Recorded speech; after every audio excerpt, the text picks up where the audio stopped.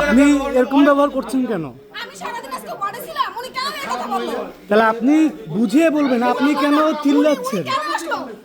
আপনি আপনি আপনি চিৎকার করছেন কেন? চিৎকার তো করতে পারবেন না। আবারও আপনি সে হাইপ তুলে কথা বলছেন। আপনি শান্ত থেকে কথা বলেন, হাইপ তুলে কেন কথা বলছেন? তিনি কি হন? এই যে যিনি মারা গিয়েছেন তার কি হন আপনি জানেন? মারা গেছে কি জন্য আমরা কেমন